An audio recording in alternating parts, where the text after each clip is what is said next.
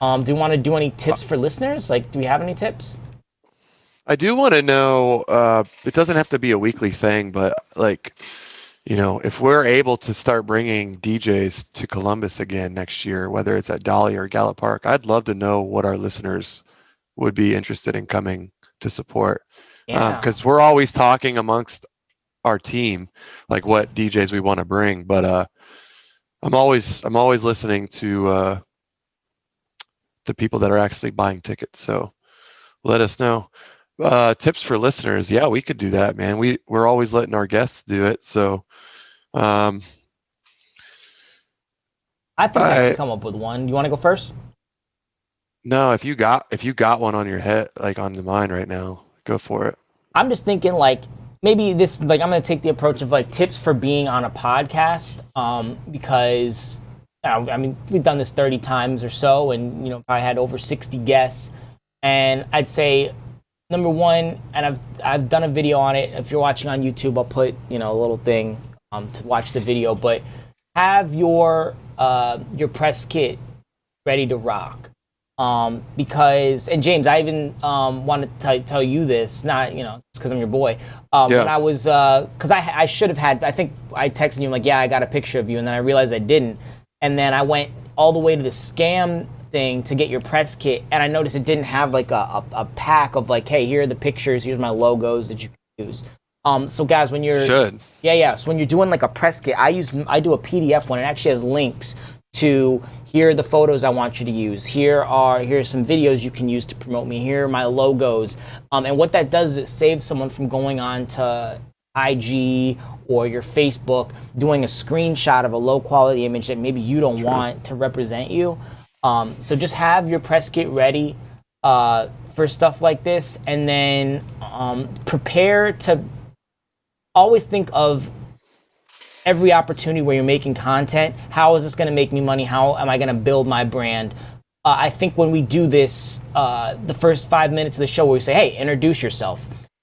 I look at that, and I'm sure you do the same way, James, is I look at that as this is my moment to sell myself. That first minute, I need to sell myself to this person, not only to keep them watching, but to let them know that I am a competent, established, talented DJ.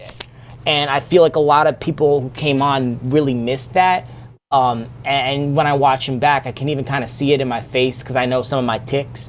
But I can see like, wow, like they could have done a better job. Like I feel like if they would have let me tell the audience about them, the audience would have been like, wow, that's a dope DJ. And when they said it, it's kind of like, this is a DJ. So just, Sure.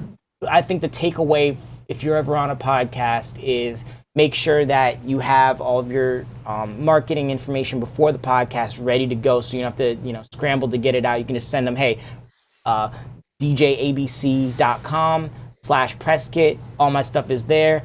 And then in that, when someone says to introduce yourself, I'm not saying have something prepared, but you should be able, at the end of whenever you're talking, people should understand you're a competent, talented, and good DJ. That's my tip. James, what you got? Um, it's we've covered so many tips, man. But I guess just with the situation with COVID and work being scarce, like stay patient, stay the course. Like we talked about, budget DJing is going to be a thing next year. Mm-hmm. That's okay. If you have to do a couple, if you're first of all, if you're an up and coming DJ and you have to play some free shows, do it. Get back into the picture first. I'm gonna probably do some budget DJing myself, Mm-hmm. just to, doesn't matter. Everyone's gonna kind of have to re-earn their stripes, I Big would time. say. Big time. Yeah. So, I mean, even the bigger names, like some of these guys that used to get paid insane amount of money, are gonna have to re-earn that because it's gonna be hard to find a venue that's gonna take your pre-COVID rate for a while. And so it's just something to keep in your mind. I know that we all want to make this a career and we want to make money, of course, and you should. But I also think for this first 2021, you're going to have to be realistic. You're going to have to compromise depending on the gig. So yeah, I know it sounds obvious, but you know, a lot of these younger DJs are gonna. A lot of the questions they ask are like, well, what does this guy get paid, or what's the usual pay here? You're gonna have to make your own pay. You're gonna have to stick up for yourself, and you're gonna have to decide what's best for you. What's your short-term goals? What's your long-term goals? How much do you really need that venue that you might be playing? So, that's it, man. I mean, I could give a bunch of technical tips, but I feel like we cover those on our other episodes pretty well. I agree with you. You know, and what you talked about at the end there is DJ Show asked me in the kind of 2 or 3 weeks we've had off. He said that he was going to go DJ at a restaurant in San Francisco, and he had a meeting with the manager. And so I said, good luck, and make sure you know how to make them money. And he said, what are you talking about? And I was like, wait, this dude worked for my company for 2 years and doesn't know how a DJ is going to make someone more money? So I don't know if you want to cover it today or make that like kind of the first topic with our guests. Who's we got next week? We have 2 Cincinnati DJs. We have Zanatti and oh my gosh, April Rain. Xander? No, Zanatti. Okay. She is a really talented battle DJ from Cincinnati, nice. And April Rain actually trained her. She was also a battle DJ and has beat me in a battle. I'm 0-1 against April Rain, so she is extremely talented. Nice. And we got both of them next week. Are they a good team to answer that question? How is a DJ going to make me more money? Maybe. I don't know. I'll ask chat. Do you guys want to cover this now? You want to? The question was how is a DJ going to make me more money? Me being a restaurant or a lounge. That was the question posed by DJ Show. You guys want to talk about that today or next week? We'll take the first answer in the chat. Gets to decide. Who's gonna be first? Who's gonna be first? Do you know how to answer that question, James? Do you have an answer for that? I mean, I think the first and foremost is if you can get bodies in there, if you can reserve a table, a dinner table, or something like that, that's a good look. You're bringing that's instant business. It's covering part of your DJ fee potentially or more. They're going to look at it like, man, like this guy's paying for himself with this. But also, if you don't know a bunch of people in the area, if you're traveling and you're getting a gig or whatever, definitely tagging them, showing that you're, or while you're there, meeting people. Man, let me think. While you're thinking, I got one. So, or like grab some food yourself, if like before or after your shift. I think that'd be a good. You're supporting the business, and that you're generally curious to know what the place, how the drinks are, how the food is. You're invested. It's a good look. Like if I'm the owner and I see my DJ sitting down at the bar eating or having a drink before his set, I'd be like, cool, enjoy. I definitely agree with that.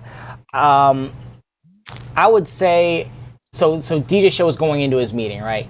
And if I'm interviewing a DJ, let's say I have an establishment, it's a lounge, it's a rooftop, it's high-end drinks, and I need a DJ to, or I don't even know why I would need a DJ, so I have to prove to them. So I would say, hey, listen, I can set the vibe. When someone comes to Corrupt's bar, they're gonna walk in, and it's gonna feel different than if they were gonna go to a Mike's bar or a B-Funk's bar or a Josh Staley bar. It's gonna feel different, and the music's gonna elevate the ambiance in there, and that's gonna give you a higher end feel, which is something that I think you're looking for based on your brand. The other thing I'm gonna do is I'm going to keep people there.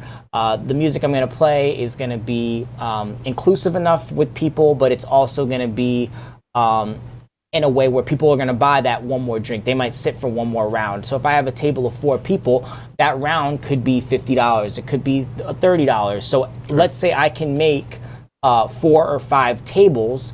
That's 25%. If I get 25% of your tables to stay in the 4 hours that I'm there, I've not only paid for myself, but you probably made some money yourself. Let's say you're paying me $200-300 for 2 hours.